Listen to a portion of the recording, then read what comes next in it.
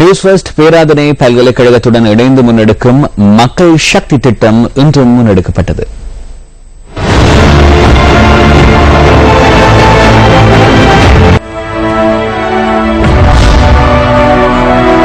வடமாகாண மக்கள் எதிர்நோக்கும் பிரச்சினைகளை கேட்டறிவதற்காக சென்றுள்ள மக்கள் சக்தி குழுவினருக்கு ஆலங்குளத்தில் வரவேற்பு அளிக்கப்பட்டது. அங்கு கூடியிருந்த மக்கள் தமது பிரதேசத்தில் நிலவும் பொதுவான பிரச்சினைகளை எமது குழுவினரிடம் தெரிவித்தனர்.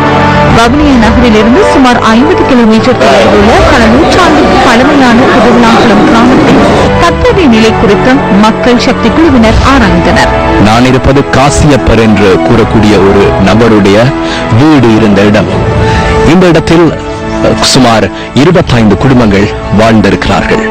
வைத்தியசாலை தேவைகள் இல்லை, வீதி போக்குவரத்து உரிய முறையில் இல்லை போன்ற காரணத்தினால் அவர்கள் இந்த இடத்தை கைவிட்டு சென்றிருக்கிறார்கள். இருந்தாலும் அவர்களுக்கு இந்த மண்ணை கைவிட்டு செல்வதற்கு அவர்களுக்கு விருப்பமில்லை. அதன் காரணத்தினாலே அவர்கள் மீண்டும் இந்த பகுதிக்கு வந்து இந்த இடத்திலே அவர்கள் விவசாய நடவடிக்கைகளை மேற்கொண்டு வரும் காட்சிகளை நம்மால் காணக்கூடியதாக இருந்தது.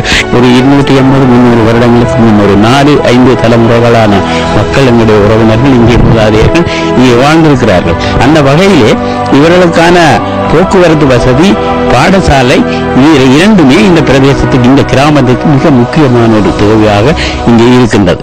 இந்த கிராம மக்களுடைய ஒரே கோரிக்கையாக இருப்பது இந்த கிராமத்தை புனரமைப்பு செய்து இந்த கிராமத்தில் தம்மை மீள குடியமர்த்த வேண்டும் என்று இவர்கள் கோரிக்கை விடுக்கிறார்கள். காரணம், இங்குள்ள இந்த செழிப்பை கைவிட்டு அவர்களுக்கு செல்வதற்கு விதத்திலும் அவர்களுடைய மனம் இடம் கொடுப்பதில்லை. எனவே உரிய அதிகாரிகள் இதற்கான நடவடிக்கை எடுக்க வேண்டும் என்பதே நமது மக்கள் சக்தியின் வேண்டுகோளாகவும் இருக்கிறது. நியூஸ் ஃபர்ஸ்ட் செய்திகளுக்காக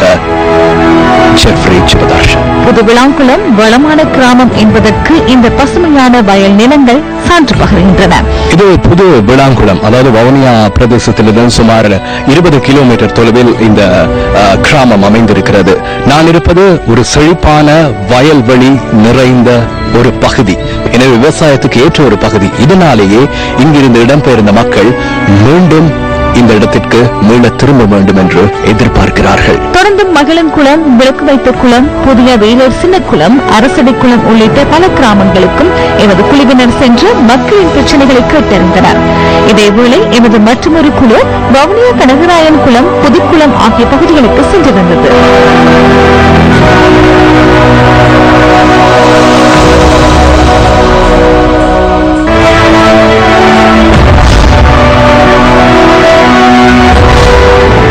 பண்டிதமனை கணபதி பிள்ளை தமிழ் வித்தியாலயத்தில் நிலவும் வகுப்பறை பற்றாக்குறை தொடர்பிலும் மக்கள் சக்தி குழுவினரிடம் தகவல்கள் முன்வைக்கப்பட்டன.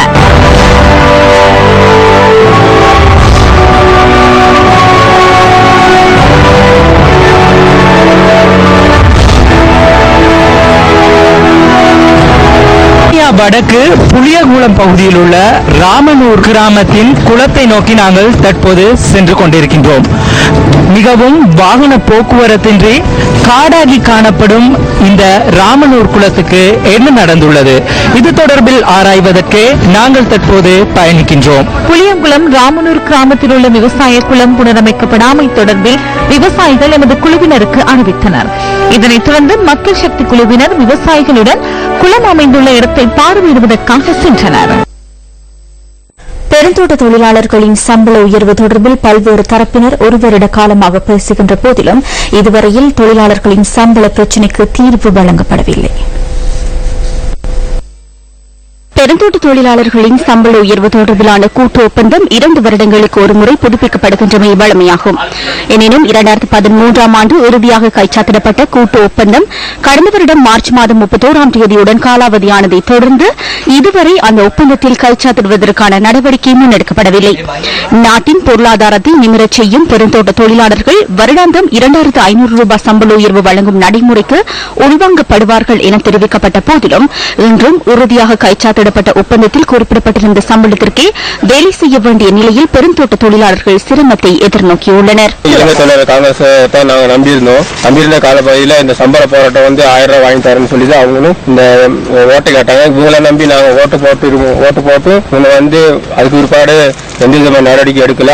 அதுக்கு பிறகு திகாமர் ஐயாவை நம்பி நாங்கள் வாக்களித்தோம். திகாமர் ஐயாவும் சொன்னாரு இந்த 1000 ரூபாய் சம்பளத்தை நானும் வாங்கி தரேன், 2500 ரூபாய் வாங்கி தரேன்னு இந்த டயக்ராம் மீட்டிங்ல அக்கறைப்பட்ட கீழே உள்ள உள்ள மீட்டிங்ல ஒரு நிறைய தடைகள் சொல்லியிருக்காரு. சொல்லி இருந்து இந்த 2500 வந்து பேச்சுவார்த்தை மட்டும்தான் இருக்குது. ஆனா வந்துட்டு நடைமுறையில ஒண்ணுமே இல்ல. இங்க பார்லிமெண்ட்லயும் ஒரு சவுண்ட் விடுறாங்க, இங்க மீட்டிங்லயும் சவுண்ட் விடுறாங்க. மக்களை வந்து பேச்சளவுல தான் கவர்றாங்க, ஒழிஞ்சு செய்கையில எந்த விதமான செய்கை இல்ல. பலவகையில மீட்டிங்ல சொன்னிச்சு 1000 ரூபாய் உங்களுக்கு நிச்சயமாக நான் பெற்று தருவேன் அப்படின்னு சொல்லி இன்ன வரைக்கும் ஒரு வருஷ காலம் முடிஞ்சு இன்ன வரைக்கும் இந்த மார்ச் 31 முடிய போகுது. எல்லாமே மறந்துட்டாங்க. எல்லா அரசியல்வாதியும் பிரதமரும் வந்து சொன்னாரு தலாக்கல்ல உங்களுக்கு 17 சம்பள பிரச்சனை முடிக்கிறேன்னு சொல்லி அதுவும் சரிவல்ல.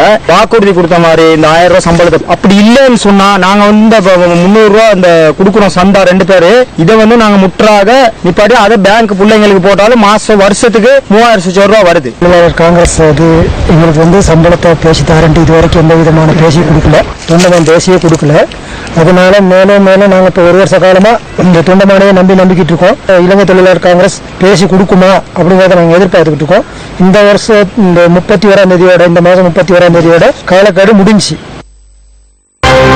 மாபெரும் மனிதநேய பணியினை முன்னெடுத்து வரும் நியூஸ் ஃபர்ஸ்டின் மக்கள் சக்தி குழுவினர் தென் மாகாணம் மற்றும் வடமத்திய மாகாணத்தில் உள்ள இல்லங்களுக்கு இன்றைய தினம் சஞ்சரித்தனர்.